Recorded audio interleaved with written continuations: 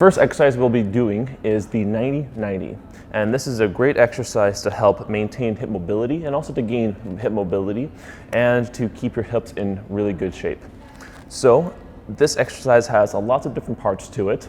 From front to end, it takes about 10 minutes to do if we do it the full way, and it involves isometric contractions. Now, a isometric contraction is when the muscle is actually squeezing, but nothing's actually moving. And you'll see what I mean in a moment here. So David, the first step here, we're gonna go into a bear sit. So bear sit should be where the knees come up this way. And if somebody's looking down at David right now, ideally the knees, the thighs should form a straight line. So as far as we can muster, all right? And the knees will be actually flexed to 90 degrees. So now the knees are gonna go down up until you feel that bouncy feeling. So once you're at that bouncy feeling, that's your starting position. So hands on the ankles, and what you're gonna do now is do an isometric contraction into your elbows. So elbows are a brick wall, and we're pushing into our elbows. So right now, the hip adductors, the muscles in here, will be squeezing. And we're gonna ramp up to that contraction and hold it for a good 30 seconds. And after 30 seconds, we'll be ramping down. So after 30 seconds is over, we're gonna do the opposite way. So then put your arms behind your knees, and now pull your knees down into your arms. So now the muscles in the back here will be squeezing. And again, we're holding this for another 30 seconds.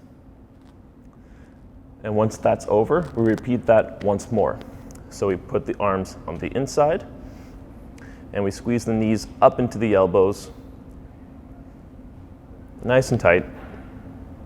And after 30 seconds, again, we bring the arms out and pull down into the arms. Now the whole time too, we're making sure that we're sitting up straight so we're not slouching here at the low back. Good. So this is the first step. This takes about 2 minutes to do. So ideally, if you have a timer that you can just put here in front of you to keep track of time, that would be a good idea.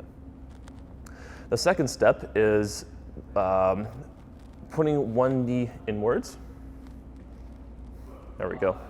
So one of the reasons why it's called the 90-90 is because we're going to be forming 90-degree angles. So 90 degrees, 90 degrees, and 90 degrees.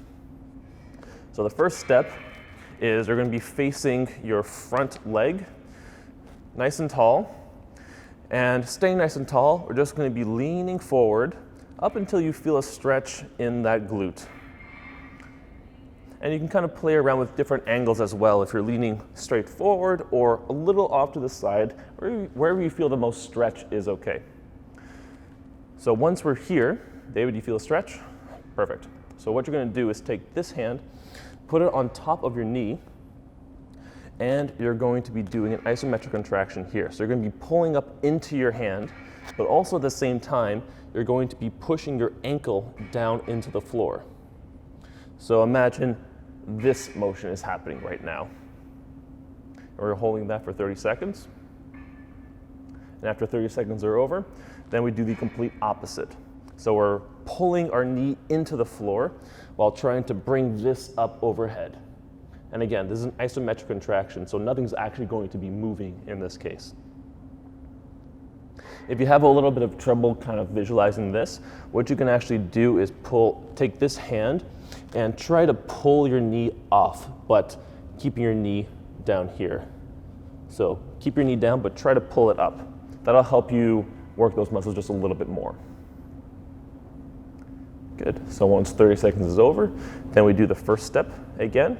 So hand on top of the knee, pull up into the hand, and pushing the ankle down into the floor. Another 30 seconds, then the opposite way again. So pulling the knee down and bring this up. Good. So again, we're in this position for another 2 minutes. Now, keeping your legs in this position, sit up straight, but now turn your body so that you're facing your rear foot here.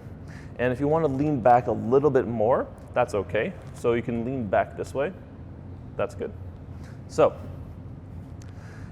likely in this position, probably be feeling kind of just a lot of tightness in this area, and that's okay. So once we're in this position, we're going to do the same contractions like we did on the other side. So hand on top of the knee, pull up into your hand, and pushing the ankle down into the actual floor. So we hold that for 30 seconds. After 30 seconds, we do the complete opposite. We pull the knee down into the floor, and we try to raise this up. Good.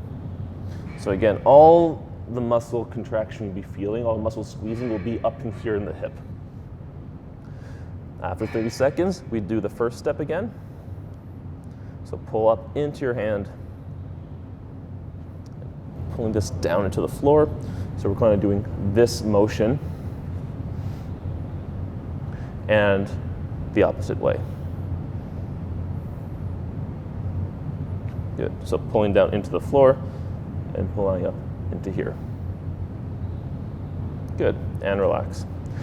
So again, another 2 minutes in this position total. So when that's over, we do these last 2 steps, but facing the other direction. So, David? Perfect.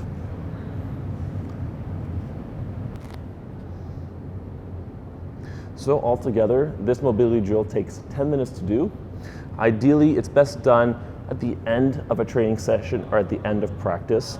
Or if you're not practicing that day, you can do this at the end of the day, for instance, or anytime during the day, but try to warm up a little bit beforehand. So doing a couple of body weight squats, a couple sets of body weight squats, just to get a little bit warm is a good idea prior to doing this particular drill.